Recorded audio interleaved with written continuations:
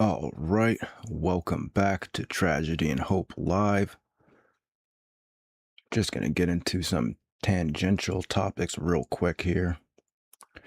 First, I want to talk about some alternative kind of theories as to why the right is funnier than the left, at least right now.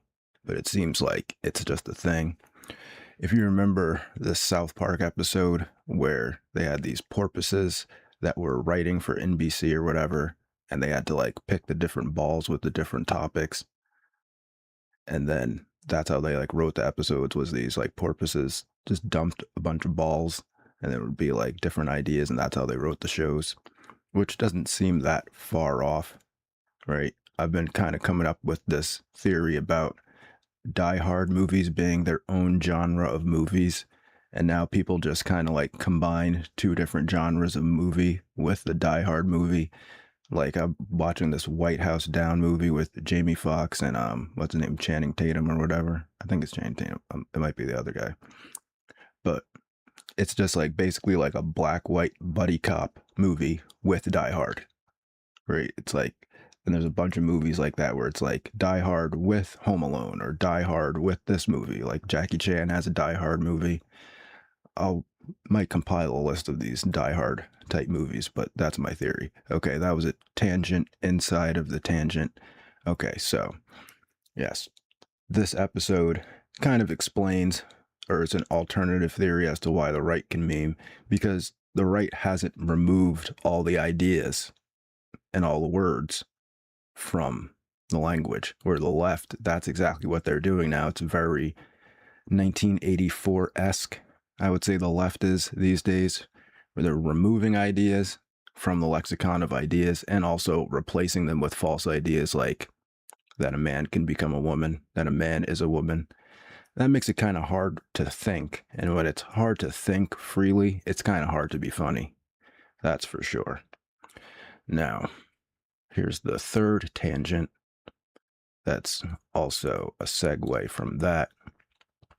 I asked Grok because I wanted to find out exactly why the Soviets wanted to kill smart people. Right? Said the motivations were rooted in Stalin's desire to eradicate potential sources of resistance and leadership within Polish society.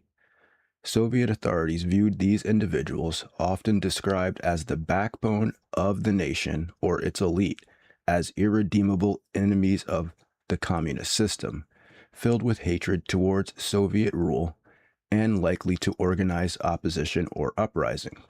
Now, Soviet rule means basically rule by committee, rule by like a top-down committee with no democratic or constitutional protections. By eliminating them, the Soviets aimed to decapitate Polish society to prevent the rebirth of an independent Poland, facilitate Russification and Sovietization of the occupied territories, and ensure long-term subjugation of the Polish people under communist control. So basically, they wanted to kill anybody that could reorganize Polish society, become a leader of Polish society, remember the traditions and customs of Polish society, basically, is why they wanted to kill these people.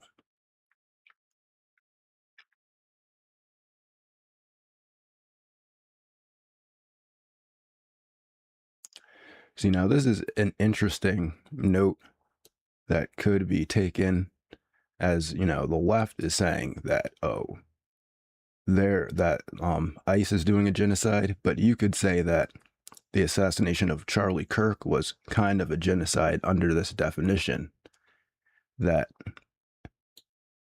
historians and legal analysis classify these killings as war crimes, crimes against humanity, or even genocide, given the targeted destruction of Poland's intellectual and leadership class to undermine the nation's identity and potential for self-determination, right?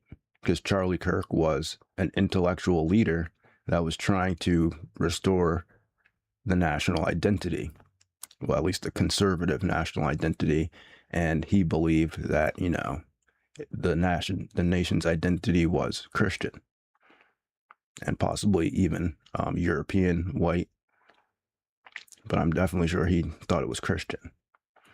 So you can see how these kind of ideas are stay in, with the communists.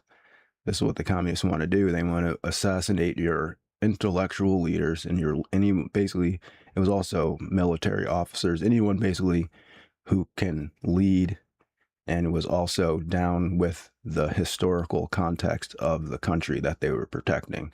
They didn't like that. See, it says in other occupied regions like the Baltics during World War II, similar deportations and executions of intelligentsia occurred for comparable reasons of control. Right. So that kind of explains why they want to get rid of the smart people. And one way to get rid of smart people is to stop them from being able to use words and ideas in public through censorship, threats, and even assassination at this point. All right.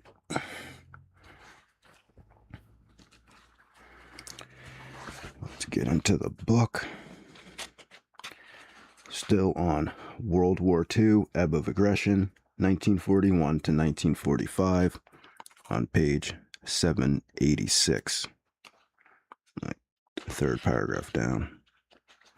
Link to the PDF in the description if you want to read it yourself. This group for years discussed ways of getting rid of Hitler and what should be done with Germany afterwards. Sporadically, they made attempts to kill the Führer. All of these were unsuccessful because of a combination of bad luck, lack of resolution, and Hitler's extraordinary intuition. On July 20th, 1944, however, success seemed near when Colonel Count Klaus Schneck of von Schaffenburg, Chief of Staff of the Home Army, made his daily report to Hitler and left the conference without picking up his briefcase, which rested against the leg of Der Führer's chair. In the briefcase was an English-made bomb with a 10-minute fuse. When the bomb exploded, Stauffenberg gave the signal for the military units in Berlin, Paris, and elsewhere to seize control of these areas from the fanatical Nazi SS units. Unfortunately, Hitler's conference on July 20th, because of the heat, was held in a wooden shed instead of the usual concrete bunker. This allowed the explosion to dissipate itself. Moreover, a few seconds before the bomb went off, Hitler left his chair to go to a map on the most distant wall of the conference room. As a result, some in the room were killed or badly injured, but Hitler escaped relatively unscathed. This was broadcast on the radio at once by the Nazis, and by contradicting Stauffenberg's signal, threw the conspirators into sufficient confusion and irresolution to enable the SS and loyal Nazis to disrupt the plot. About 7,000 suspects were arrested and about 5,000 were killed, usually after weeks or even months of horrible tortures. A few, like Field Marshal Rommel, were allowed to commit suicide as a special reward for their past services to the Nazis. As a consequence of this fiasco, the anti-Hitler opposition was destroyed, and the most fanatical and least sane Nazis increased their power within Germany. Any chance of negotiating peace, admittedly a remote possibility at all times, became impossible, and their inner administration of the Nazi regime became a complete madhouse. In the meantime, in the West, the main strength of the German forces was concentrated against the British near Caen. As the latter slowly inched southward toward Calais, a newly formed American Third Army, mostly armored, under General George S. Patton, drove southward from St. Lo to Avranches, July 18th to August 1st. while some units turned westward from Avranches to Brittany in an effort to capture additional seaports at Saint Malo, Brest, and Saint Nazaire. The armored units swung eastward to Le Mans, August 11th, and then northward towards Argentine, leaving only a narrow gap, the Calais Argentine, between American and British forces as an escape route through which 8 shattered German divisions might escape eastward, August 19th through the 12th. That doesn't make any sense. Okay, August 12th through the 19th, maybe, 1944. Many broke through, but 25,000 men were captured in this pocket, and the German defensive forces in France were completely disrupted.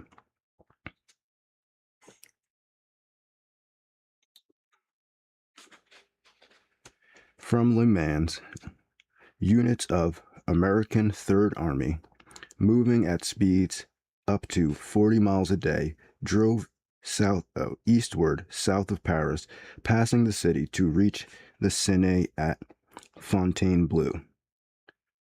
On their left, the American First Army reached the river below Paris on the same day, while further west, British and Canadian armies swung left towards the lower Seine.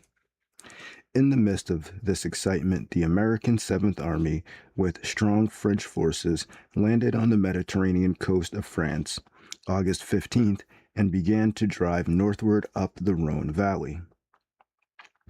The landing, made between Toulon and Cannes, against negligible resistance, quickly captured Marseille. At the end of 2 days, the German High Command ordered all German forces to withdraw from the French Atlantic and Mediterranean coast, except from seaports and fortresses. At the end of 8 days, the Seventh Army had advanced 140 miles up the Rhone and had taken 57,000 prisoners. Both Lyon and Dijon were taken without a fight, and contact was made with the United States Third Army near Chatillon-sur-Seine on September 12th. In the meantime, on August 19th, 1944, the citizens of Paris rose in revolt, led by 50,000 armed members of the French Forces of the Interior, FFI, as the Underground Resistance Armies were called. Here, as elsewhere in Europe, these forces were dominated by Communist General John Leclerc, I don't know how to pronounce that, with the French 2nd Armored Division, burst into the city on August 24th and accepted the surrender of the German garrison of 10,000 men eager to escape from the FFI. By this time, the resistance forces were rising in much of France, attacking German forces and wreaking vengeance on Frenchmen who had collaborated with the Germans. On August 26, de Gaulle entered Paris and immediately was made president of a provincial government formed by a coalition of returning exiles and underground leaders. General Eisenhower reviewed a triumphal march of Allied forces down the Champs-Élysées, but the main Allied army swept by both sides of Paris towards the German frontiers. During the autumn of 1944, the Allied advance in the West was slowed up, as much by its own problems of transport and supply as it was by German opposition. This advance had to cross a series of famous rivers, the Seine, the Somme, the Anisne, and the Meuse. All were crossed without difficulty because of weak German resistance, but the big problem looming ahead was the Rhine, where German resistance would inevitably be tenacious.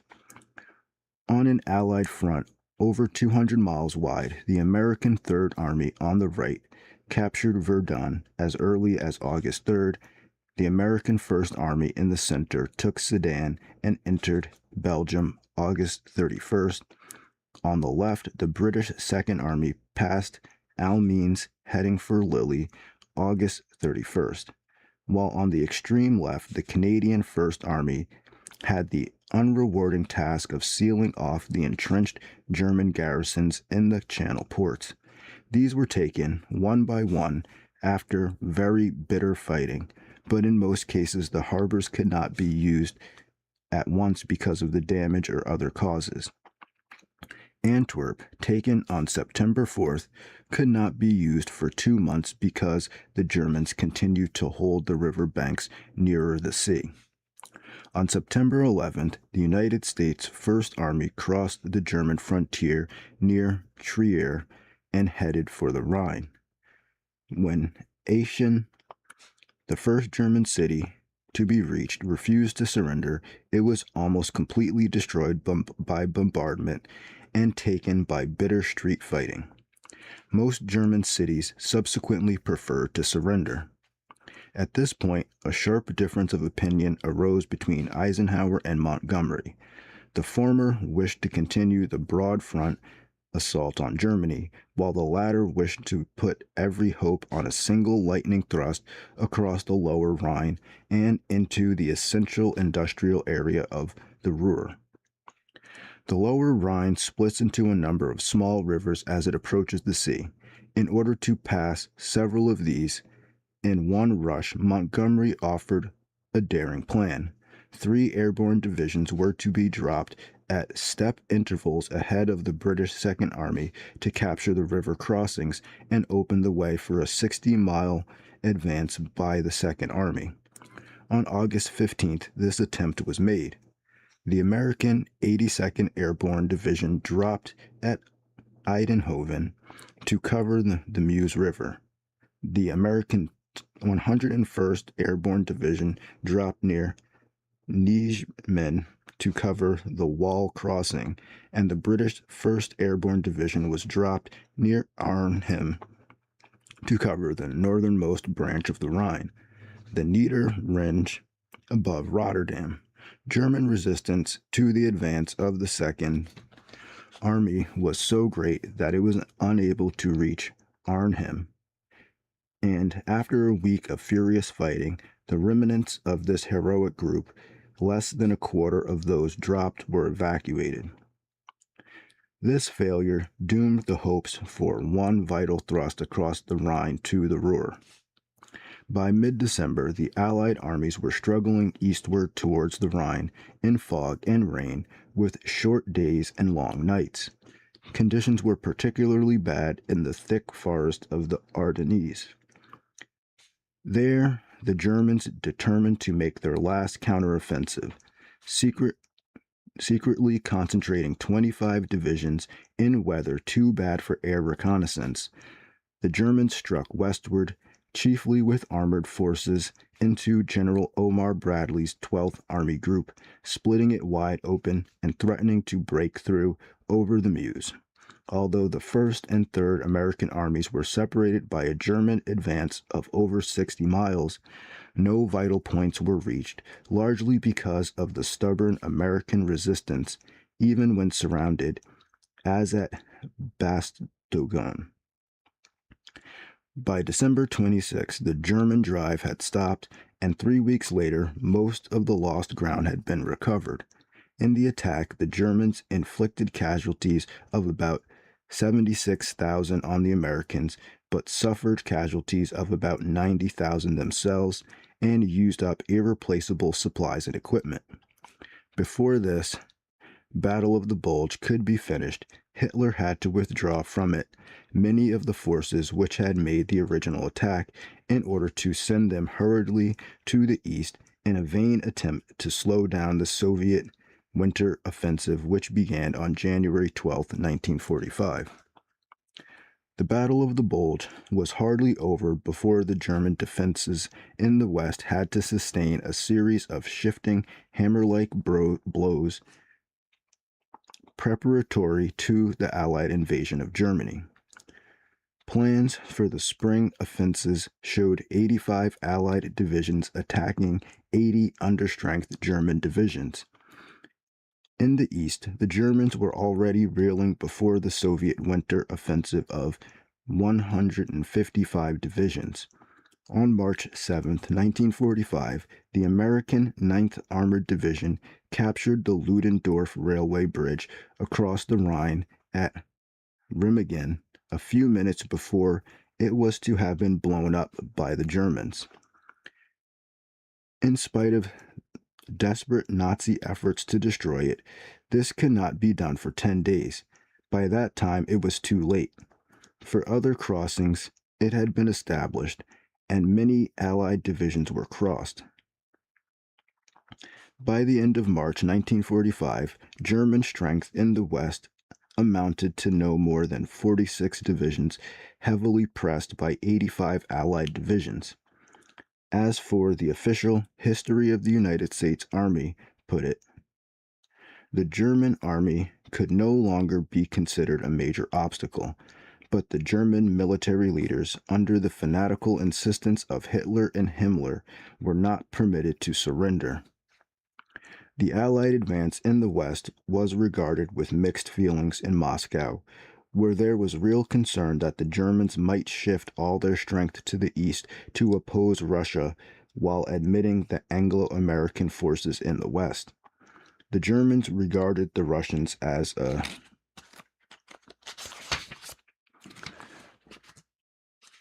subhumans aroused to frenzy by German atrocities on Soviet soil, and had every reason to fear Russian occupation and retaliation, while everyone knew that any American occupation would be motivated by humanitarian considerations rather than by retaliation. The Nazi leaders were too much absorbed in their own irrationalities to adopt such tactics as these. However, although the Soviet leaders continued to dread the possibility and convinced themselves, in spite of the contradictory evidence, that it was likely, accordingly, the Soviet advance became a race with the Western powers, even though these powers, by Eisenhower's orders, held back their advance at many points, such as Prague, to allow the Russians to occupy areas the Americans could easily have taken first. From midsummer of 1943 until the war's end in May 1945, the Soviet offensive in the East was almost continuous. In January 1944, Russian forces crossed the old border into Poland. In February, they pushed the Germans back from the besieged Leningrad, and in the following month, they began a southern offensive which crossed the Prut into Romania. In July 1944, the Soviet armies reached the Vistula River across from Warsaw and began an offensive to overrun Romania. These events raised in acute form the problem of who would rule over the liberated areas of Eastern Europe. In general, the Anglo-Americans recognized the Russian need for security along their western frontier, but felt that this could be obtained if independent states with constitutional governments, in which the Communist Party played a role, could be established in Poland, Romania, Bulgaria, Greece, and Yugoslavia. They saw no hope of liberating the Baltic states from Russia and paid little attention to Finland. It was generally felt that Russian security in Eastern Europe could be assured if the victorious powers, including Russia, could retain their unity in the post-war period and operate together in a United Nations organization in peacetime as they had done in war. While the Western powers recognized that Russia had a justifiable suspicion of international organizations based on their unhappy experiences with the League of Nations, it was felt that this could be overcome by the English-speaking powers giving evidence of their new spirit of cooperation and by the existence of regional arrangements such as the Anglo-Soviet 20-year alliance of May 26, 1942, or the French-Soviet agreement of December 10, 1944. All efforts to achieve some arrangement with Russia over the lesser states was deeply involved in the indecisive negotiations about the fate of Germany. There was general agreement about Germany to the extent that the errors of October 1918 would not be repeated. German military leaders would be forced to sign a total capitulation without any legal restrictions on the victor's future behavior towards Germany. Germany would then fall under the victor's rule directly through military government. Considerable portions of eastern Germany, possibly as far west as the western Neisse River, the line of the Oder, would be taken from Germany. Germany would be completely disarmed and industrially crippled, and considerable reparations in kind would be taken from her. The apparent conflict between the desire to reduce Germany's industrial level and the desire to obtain reparations from her was glossed over temporarily by a plan to dismantle German industrial plants as reparations for Russia. These agreements about Germany left unsettled at least three major questions and, in consequence, left Stalin with a strong feeling of insecurity about Germany's future. There was no agreement whether Germany would be dismembered or be treated as a unity even under military occupation. There was no agreement about the nature of the future German government, and there was no agreement about the methods for permanent enforcement of German disarmament and restricted industrial development. We need not narrate the continuous series of negotiations, temporary agreements, misunderstandings, and reinterpretations which went on for years among the Allied powers regarding the fate of Germany and of the liberated countries. The idea that the Soviet Union and the Anglo-American powers could continue to cooperate in peace as they had done in war, either by diplomacy and conference of their leaders or within some structure of international organization, was naive. Such a possibility was foreclosed by two factors: the fundamental underlying suspicions on both sides, even in wartime, and the very nature of the political powers of modern states. For these two reasons, both sides, in the midst of reassuring public statements about their solidarity of outlook and plans for post-war cooperation, began to work toward another, more realistic arrangement of spheres of interest and power balances.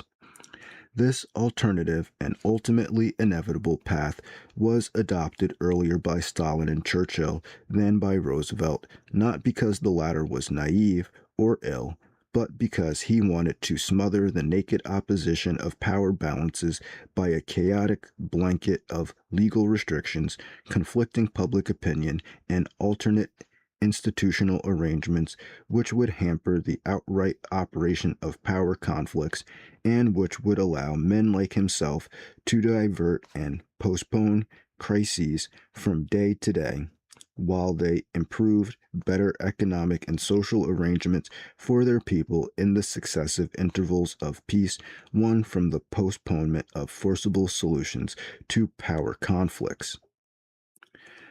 None of this could be achieved, in Roosevelt's view, unless Stalin's mania of suspicion of capitalist powers could be reduced by granting him as concessions things he could not be prevented from taking anyway. In the last resort, Roosevelt's sense of realities of power were quite as acute as Churchill's or Stalin's, but he concealed that sense much more deliberately and much more completely under a screen of high-sounding moral principles and idealistic statements of popular appeal. It is unlikely that Roosevelt had any alternative plan based on power politics to fall back upon if his stated aims of post-war cooperation and United Nations failed. Churchill, on the other hand, while sincerely pursuing cooperation goals, had a secondary outline based on power balance and spheres of interest. Stalin reversed Churchill's priorities, giving primary position to spheres of power and secondary, rather ironic, acceptance of cooperation in international organizations. So far as Eastern Europe was concerned, the Stalin priorities made quite impossible any mechanism of cooperation or international agreement. There can be little doubt that Stalin was determined to achieve security on the Soviet western frontier by establishing a buffer of states under complete communist control. This covered Poland, Romania, and Bulgaria necessarily, and any others he might get incidentally. He was not concerned with Greece, Albania, or Austria, had little hope of getting Czechoslovakia, hoped to retain Yugoslavia, and had considerable but unspecified fears over Iran. This technique to be used to get communist control over these states was similar to that used by Hitler in Austria. 1. To establish a coalition government containing communists. 2. To get in communist hands the ministries of defense, the army, interior, the police, and if possible, justice, the courts. 3. To use administrative decrees to take over education and the press and to cripple opposition political parties.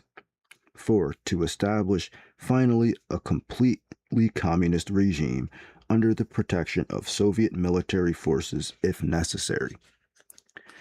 The success of these steps in Poland, Bulgaria, and Romania was assured, while the war was still going on, by the Western powers' acceptance of coalition governments containing communists as a necessary price for Soviet security locally and for Soviet cooperation elsewhere, especially the Far East, and by the fact that the Russian armies were in occupation of the areas concerned. So at first, America seemed like they were working with the communists. They didn't really care. One of the first evidences of Churchill's alternative policy based on spheres of power was Eden's suggestion to the Soviet ambassador in London on May 5, 1944, that Britain would permit Russia to take the lead in policy about Romania in return for Russian support for Britain's policies in Greece. This was defended as being based on military realities, was opposed by Secretary of State Hull, but was accepted by Roosevelt for a 3-month trial. It led to an agreement between Churchill and Stalin at the Moscow Conference of October 9th through 18th, 1944, that Anglo-Soviet interest in the Balkans might be divided on a percentage basis, with Russia predominant in Romania and Bulgaria, with England predominant in Greece and Hungary, and Yugoslavia divided 50-50. No one had any idea what these percentages meant, but the agreement was put down on paper and signed. At Stalin's insistence, the gist of the arrangement had already been sent to Washington, where Roosevelt initialed it during Hull's absence on vacation, June 12, 1944. This agreement had little influence on Churchill's actions. He continued to work for cooperative constitutional arrangements in Eastern Europe and elsewhere. When Belgian Foreign Minister Paul Henry Spaak, in the summer of 1944, sought to obtain the Western Defense Bloc, extending from Norway to the Iberian Peninsula and including Britain, Churchill and Eden both rebuffed the plan on the grounds that it would divide Europe into 2 blocs, Western and Soviet, which would outbid the other for German support in the post-war world. The British Chiefs of Staff, however, in the autumn of 1944, sought to establish, as an alternative policy, the dismemberment of Germany and the incorporation of industrialized West Germany into Western defense plans in the event of Russian hostility in the post-war Eastern or Central Europe.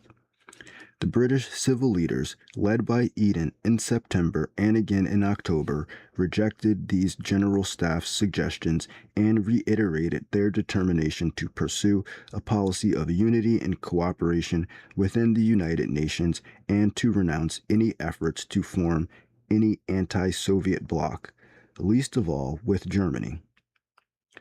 The chiefs of staff yielded, unconvinced, and warned of the need to prepare an alternative policy if the United Nations broke down, owing to differences with Russia, and the need then arose to face a united Germany dominated by or in collaboration with Russia. In the meantime, the Soviet Union in 1944, under cover of the continued violence of war and the negotiations to establish a united post-war world organization, took steps to establish its western buffer of communized satellite states. So this is definitely like what Russia is on about these days with Ukraine. Like, I definitely think that if Ukraine remained neutral, that would solve a lot of problems. But the fact that people tried to bring Ukraine into NATO definitely is a threat to Russia. So, or at least they perceive it as a threat because that was like the buffer zone in between, Eastern Europe, or, well, I guess Eastern Western Europe and Russia. Okay. In August 1944, Finland, Romania, and Bulgaria sought to get out of the war. King Michael of Romania overthrew the pro-Nazi government of General Antonescu and sent a delegation led by a communist to Moscow to sign a formal armistice. The surrender, signed on September 12th, was to the United Nations, but its enforcement was left to the Soviet High Command, with the Anglo-British members of the Allied Control Commission relegated to the status of observers. A similar armistice was signed with Finland on September 19th. The Bulgarian surrender was more complicated since that country was not at war with Russia. A new Bulgarian government, formed on September 4th, proclaimed its neutrality and requested withdrawal of all German forces. Russia declared war the next day, marched unopposed into Sofia on September 16th, and supported a coup d'etat which established a communist-dominated government. The new regime at once declared war on Germany and was occupied by Russian forces. Churchill and Eden, from Quebec, vetoed an armistice like the Romanian one, but the final Bulgarian armistice of October 28, 1944 was a little different. Soviet forces meanwhile had crossed Bulgaria and invaded Yugoslavia, liberating Belgrade on October 15th. They then swung north into Hungary, reached Budapest on November 11th, and surrounded it by the end of the month. The Germans prevented a Hungarian surrender by seizing control of the government on October 15, 1944, and, as a result, Budapest was largely destroyed in fierce fighting during November and December. Only on January 20th, 1945, was the provisional government of General Mikolos able to conclude an armistice with the Russians, although fighting continued in the country for several months longer. The agreement left Hungary largely under Soviet military control, signed January 20th, 1945. Vain efforts extending over several years were made by Western powers, especially Britain, to prevent Yugoslavia and Poland from falling under complete communist influence. In the course of 1943, rather futile efforts were made, through the control of supplies of weapons and the work of British liaison officers, to get the Chetniks and partisans to fight Germans rather than each other. Growing evidence that the pro-Serb Chetniks under Royalist General Mikhailovic were collaborating with the Germans inclined the British to shift their support to Tito. But it proved as difficult to get the Royal Yugoslav government in exile in London to accept Tito as it was to get the latter to accept the royal government. A successful German attack on Tito, which forced him to flee to the Adriatic Islands, brought both sides to terms, and in October 1944, Royal Prime Minister Ivan Subasic agreed to join a Tito government in which the partisans would hold an overwhelming majority of the posts. The agreement promised free elections for a constituent assembly within 3 months of total liberation and the return of King Peter only after he had been accepted by a plebiscite. The king refused to accept this agreement until Churchill threatened to expel him from England. The new government, accepted by the powers at Yalta, was established in Belgrade on March 4, 1945. As might be inferred, the Polish settlement was less happy than the Yugoslav one, since the Poles were under the full weight of the Soviet armies and inaccessible to Western power. As early as 1943, the Polish cabinet in London, which operated an underground army and underground government in Poland, was threatened by Russian demands that the Polish eastern frontier be moved westward to the Curzon line and that the Soviet members of the government be removed. Futile negotiations dragged on for months. In July 1944, when the Soviet armies were approaching the Vistula, a communist Polish Committee of National Liberation was set up under Soviet protection in Russia. It claimed full legal sovereignty over Poland under the Constitution of 1921 and denounced the Polish government in London as illegal. Polish ministers hurried from London to Moscow to negotiate. While they were still talking there, and when the Soviet army was only 6 miles from Warsaw, the Polish underground forces in the city, at a Soviet invitation, rose up against the Germans. A force of 40,000 responded to the suggestion, but the Russian armies stopped their advance and obstructed supplies to the rebels, in spite of appeals from all parts of the world.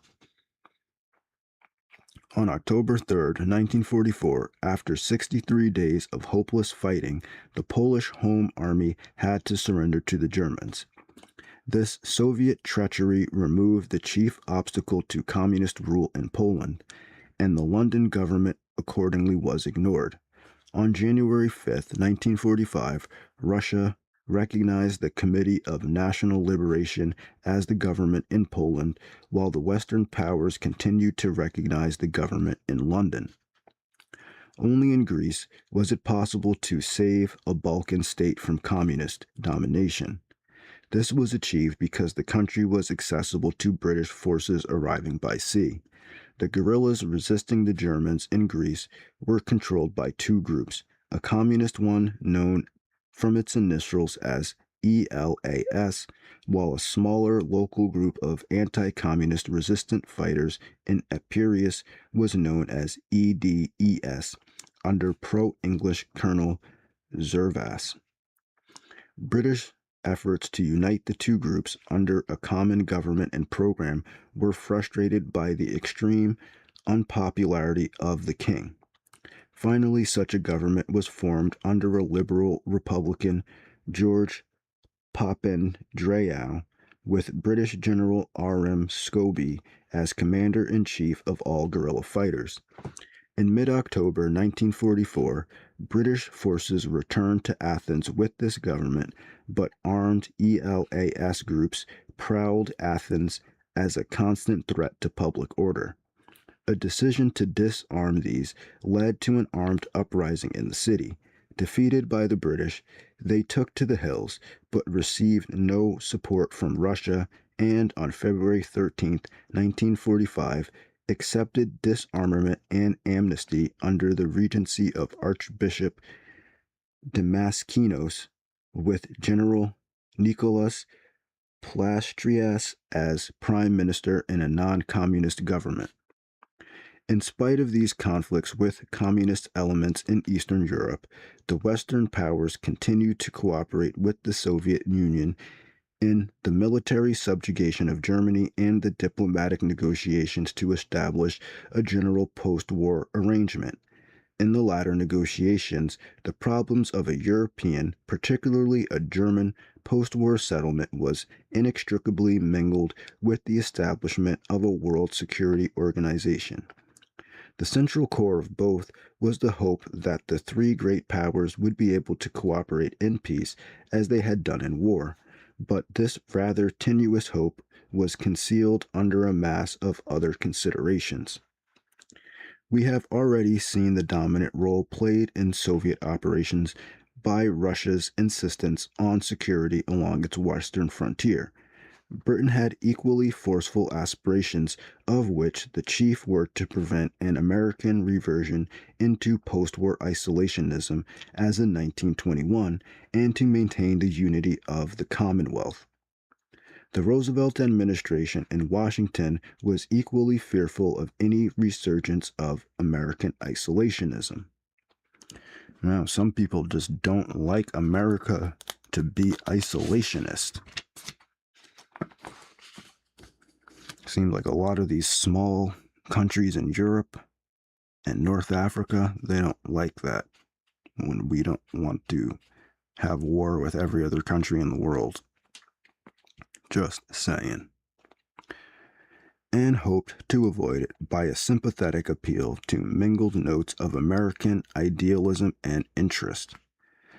The United States would be the greatest power in the World Security Organization, which would prevent future wars, but at the same time would be unable to impose any decisions on the United States.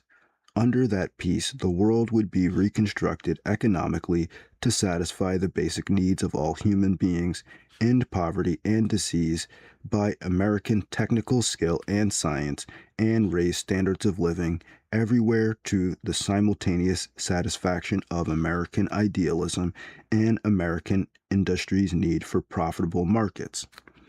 See, all this stuff sounds fine. It's just the regime change and then forcing them to change their actual culture. That kind of sucks. The outlines of this American post-war paradise were sketched as goals by such proclamations as the Four Freedoms Speech of January 1941, the Atlantic Charter of August 14, 1941, and the United Nations Declaration of January 2, 1942. The differences of view among the big three in drawing up the latter document were concealed in its final wording, but are of some significance. They included American insistence on the excluding France and including China as great powers, British efforts to include Social Security and to protect imperial preference, and Soviet objections to the importance of religious freedom. The organizational structures to secure these goals in the post-war period were sketched out in a number of international conferences on various governmental levels. These included the major summit conferences of heads of government already mentioned and subsequent ones at Second Quebec, September 1944, Moscow, October 1944, Malta, January 1945, and Yalta, February 1945, and Potsdam, July 1945.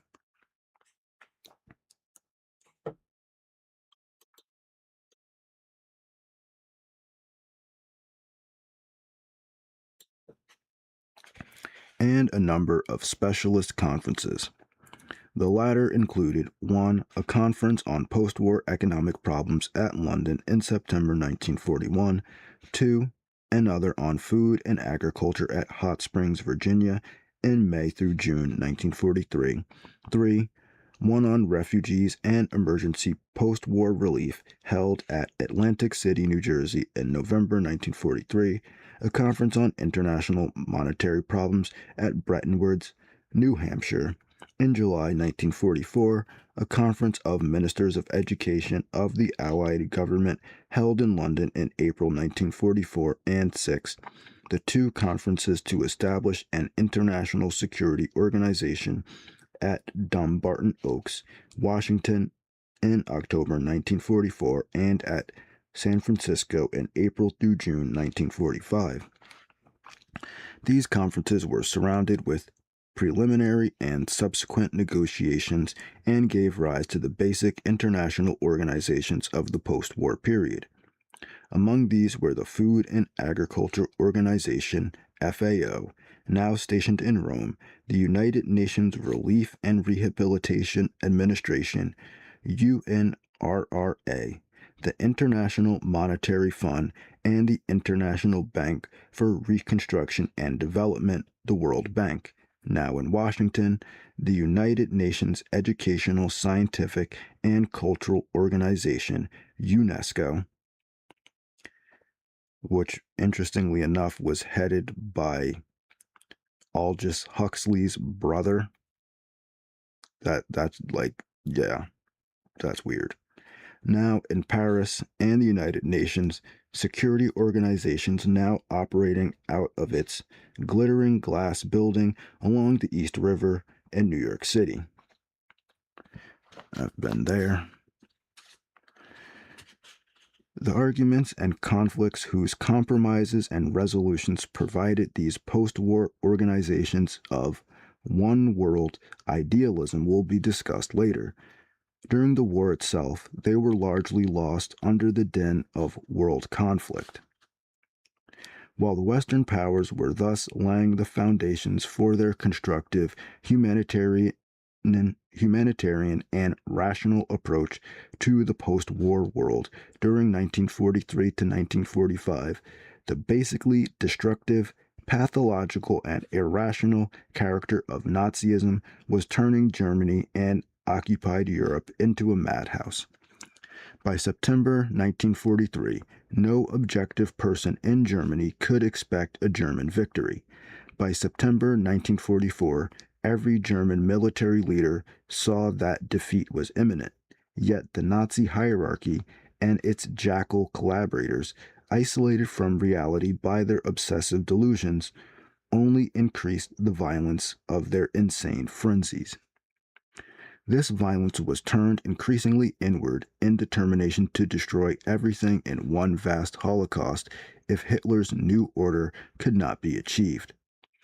Efforts to destroy entirely those peoples, such as Jews, Gypsies, Slavs, and the politically unreliable, who were special targets of Nazi psychosis, were accelerated as the West and Soviet armies slashed deeper into the Reich. Eager subordinates worked overtime to slaughter the emaciated prisoners in concentration camps before the whole system collapsed. More significantly, persons held as resistors and opponents in crowded prisons were condemned to destruction by shooting or hanging before they could be released by the invading armies.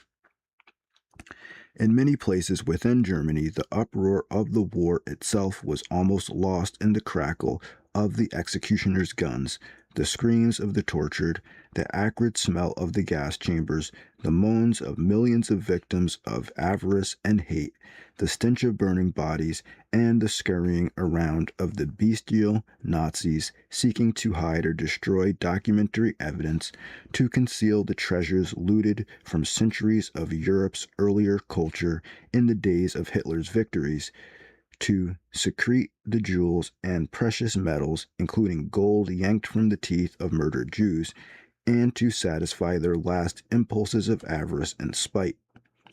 Hundreds of millions of dollars of such hidden loot were uncovered by the armies in their final stages of victory.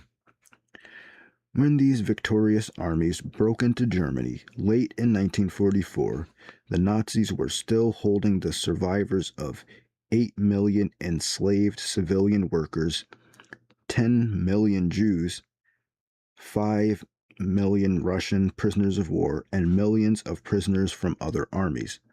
Over half of the Jews and Russians were several million of the others,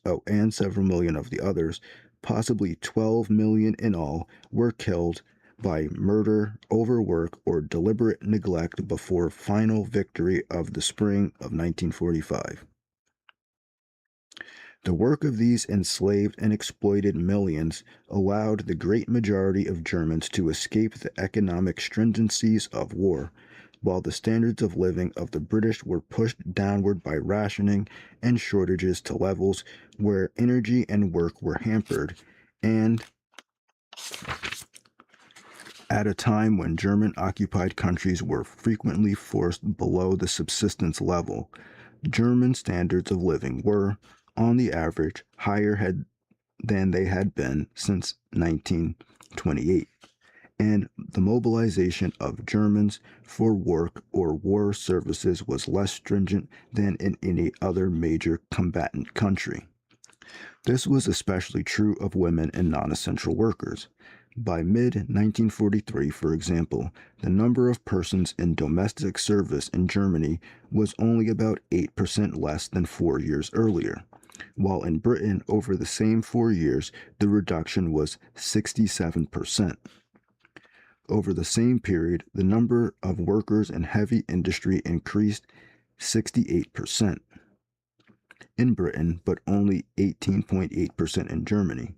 In August 1944, Albert Speer, Minister of Armaments and War Production and one of the few rational figures in high position in Germany, estimated that there were still 7.7 million unproductive employees in Germany, including 1.4 million in domestic service. So you mean like wives at home? That's what they mean by domestic service. They mean wives at home, not fighting in the war. The number of women mobilized for war production in the first 4 years of the conflict was 2.25 million in Britain compared to 182,000 in Germany. So Germany wasn't really sending a lot of women into war. Interesting, but the West was. This relative ease of the Germans in the midst of history's most destructive war was possible because of the convergence of a number of factors, of which the most significant were the slowness of industrial mobilization, the ruthless looting of occupied areas, and the working to death of millions of enslaved peoples. As one consequence of this situation, recognition that the war was lost came to the Germans as it came to Hitler, relatively late and with surprising suddenness, but the leaders of the armed forces recognized their hopeless position a year or even 2 years before the end. Fear of Hitler's terror prevented them from taking any steps to end the war or from even mentioning it to Hitler, from fear of his rage, and their efforts to kill Hitler, though persistent, were pathetically incompetent. Okay. Now, see, I can see something like this happening to America, too, because since we don't really produce stuff, we wouldn't even know, really, until it was too late.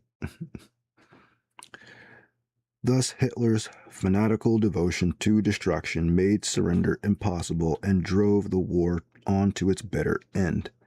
This bitterness was carried to the majority of Germans by the combined bomber offensive approved by the combined chiefs of staff on June 10, 1943. Before this offensive, the bombardment of Germany from the air was of little significance. In the whole war, almost 1.5 million tons of bombs were dropped on Germany, but only 1,500 of this fell in 1940 and about 46,000 in 1941. The 1942 figure, even with the help of the United States 8th Air Force, was only 7,000 tons higher than that for 1941. Thus, 95% of the total bombs dropped on Germany in the war fell after January 1943. The combined bomber offensive was an effort to carry out the largely erroneous idea of an Italian general, Giulio Douhet, whose most significant achievement was a book, Command of the Air, an essay on the art of aerial warfare, published in Italian in 1921. In this and other works, Dewey made a series of claims and assumptions which were almost totally wrong and had a pernicious influence on subsequent history. These included the following: 1. That the defensive supremacy prevailing in land warfare in 1916 would continue, and accordingly no decision could be reached by ground combat. 2. That air forces, on the contrary, had an offensive supremacy against which no defense was possible. 3. That decisions in war accordingly could be reached by air forces alone and could be reached on that basis within the first 24 hours of a future war. And 4. That all air power must be devoted to such strategic purposes, immediate total defeat of the enemy, and must not allow themselves to become involved on a tactical basis with ground or naval forces. 5. That aerial victory would be achieved by the immediate and total collapse of civilian morale under minimal bombardment.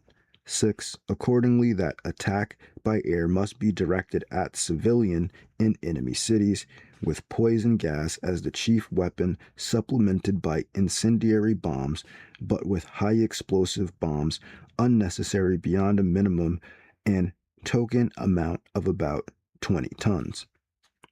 Any city, he felt, would be destroyed totally by 500 tons of bombs, mostly gas. To this nonsense, Dewey added a number of subsidiary ideas, including the following. 1. War must be with a preemptive first strike from the air on enemy cities without any formal declaration of war.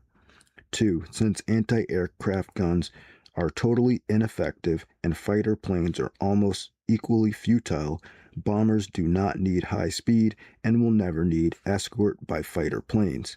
And 3. Since whole cities will collapse immediately, there is no problem of target selection, no need for economic warfare or economic mobilization, and little need for concern for replacements or reserve of planes or other equipment.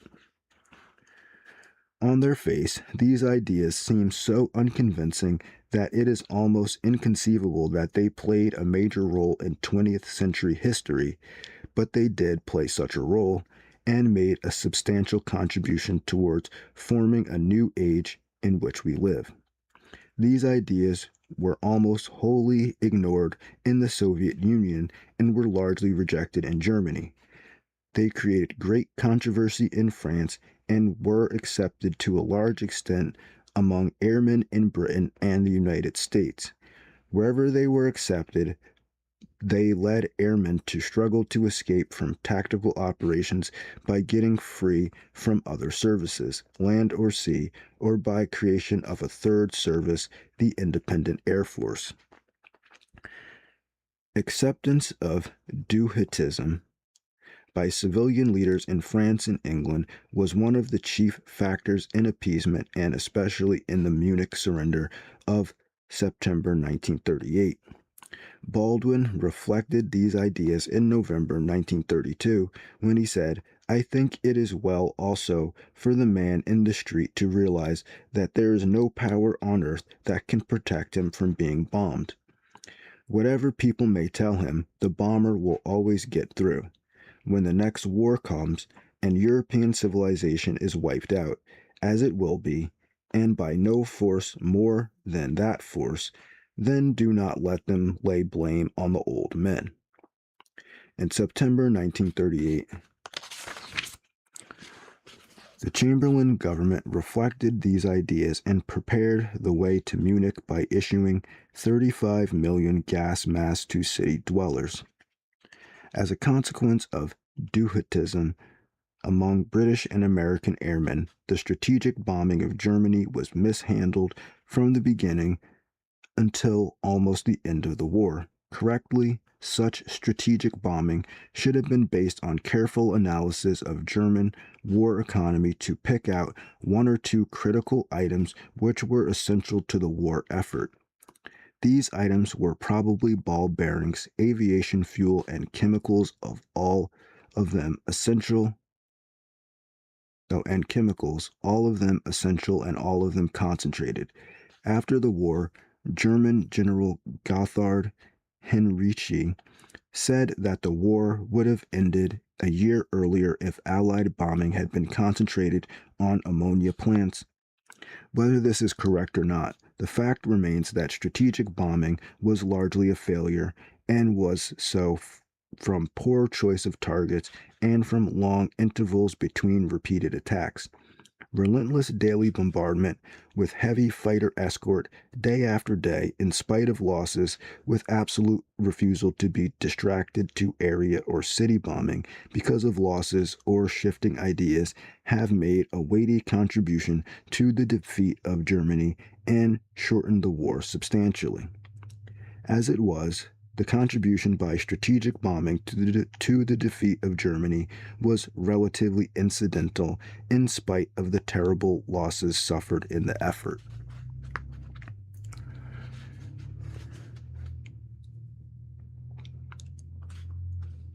Let me see how many more pages in this section.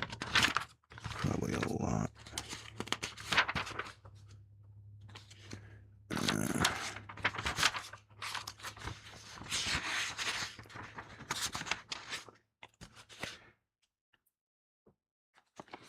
I'm just going to stop there. We're on page 800. Book. 1200, page 13. Page 13. Okay, so we're more than halfway done. Sounds good. All right. In this section, you can see that Hitler is pretty much crazy.